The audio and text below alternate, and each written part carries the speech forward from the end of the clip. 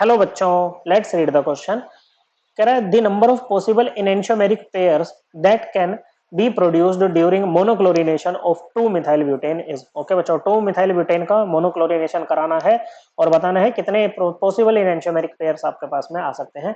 इनएंशियोमेरिक pair जैसे मान लो ए और बी मिलके इनएंशियोमेरिक पेयर बना रहे हैं, तो ये दोनों क्या होंगे बच्चों, एक दूसरे की non super imposable mirror image होंगी। और ये कौन बनाते हैं बच्चों, ऑप्टिकली एक्टिव कंपाउंड्स, जो कि प्लेन पोलराइज्ड लाइट को डिफ्लेक्ट करते हैं जब वो उनसे पास करती है बच्चों by a certain angle. Okay बच्चों, और इसमें क्या कंडीशन रहती है बच्चों, कंपाउंड के पास ना तो कोई प्लेन ऑफ सिमेट्री होना चाहिए बच्चों और ना ही कोई सेंटर ऑफ सिमेट्री होना चाहिए। ओके, अगर एक कायरल कार्बन है बच्चों, ओके एक से ज्यादा तो हम इस चीज को चेक करते हैं मेनली। अगर एक है तो ऑप्टिकली एक्टिव ही होता है बच्चों एक कायरल कार्बन। कायरल कार्बन कौन होता है बच्चों, ऐसा कार्बन जिसके 4 ग्रुप्स लगे हों जिसके अराउंड, और चारों ग्रुप्स क्या हो बच्चों, डिफरेंट हो। क्या हो बच्चों, चारों ग्रुप्स यहाँ पर डिफरेंट हो। ओके बच्चों, अब सुनिए बच्चों बात को ध्यान से।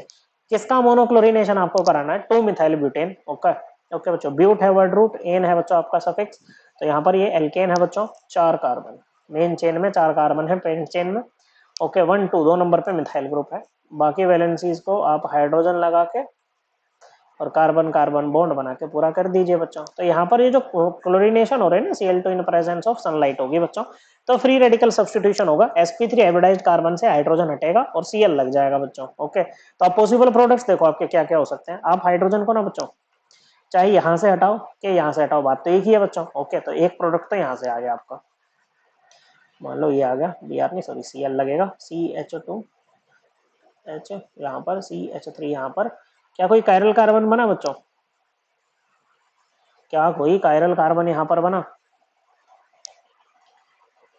तो देखो ये जो कार्बन है बच्चों, इस पे 2 हाइड्रोजन सेम हो गए बच्चों। ओके, इस कार्बन पे भी 2 हाइड्रोजन सेम है और इस पे 3 हाइड्रोजन सेम है, लेकिन इस कार्बन के चारों ग्रुप्स डिफरेंट है बच्चों। तो ये कायरल कार्बन है और कंपाउंड ऑप्टिकली एक्टिव है, तो इसके साथ में क्या आएगी बच्चों, non super imposable mirror image आएगी बच्चों। और इन दोनों को मिला करके हम क्या बोलेंगे बच्चों, ओके इन दोनों को मिला के बोलेंगे ईपी, इनएंशियोमेरिक पेयर। ओके, ये एक दूसरे के एनेंशियोमर होंगे। ओके, हालांकि देखो इसको अगर मैंने ऑप्टिकली एक्टिव लिखा है तो इसकी non super imposable mirror image भी ऑप्टिकली एक्टिव ही है। ओके बच्चों, दोनों को मिला के बोलेंगे एनेंशियोमेरिक पेयर। तो एक तो यहाँ से आ गया बच्चों। अब आप ये वाला हाइड्रोजन भी हटा सकते हो। ओके बच्चों, तो ये और ये वाला प्लस लगा के लिख देते हैं, CH3 C Cl CH3 CH2 CH3। Okay बच्चों, क्या अब ये वाला कार्बन कायरल है बच्चों? अब नहीं है, क्योंकि 2 मिथाइल ग्रुप सेम है बच्चों इसके। ओके, यहाँ पर कोई कार्बन कायरल नहीं बना है।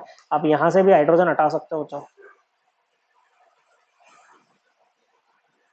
ओके, मोनोक्लोरिनेशन हमें करानी है,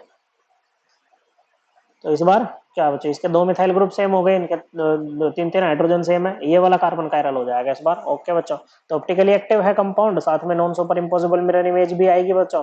मिलके क्या बनाएंगे, एनेंशियोमेरिक पेयर बनाएंगे। तो 2 बन गए बच्चों, कितने बन गए, 2 बन गए। आप यहाँ से भी हाइड्रोजन हटा के Cl लगा सकते हो बच्चों। यहाँ पर कोई कायरल कार्बन नहीं है, देख सकते हैं बच्चों। से यहाँ पर इस कार्बन के 2 मिथाइल ग्रुप सेम है और बाकी सभी कार्बन पे क्या है बच्चों, कम से कम 2 हाइड्रोजन तो सेम है ही बच्चों। ओके, तो कितने एनेंशियोमेरिक पेयर बन रहे हैं, 2 बन रहे हैं बच्चों। 2 would be the answer. I hope आपको एकदम क्लियर हो गया होगा। थैंक यू बच्चों।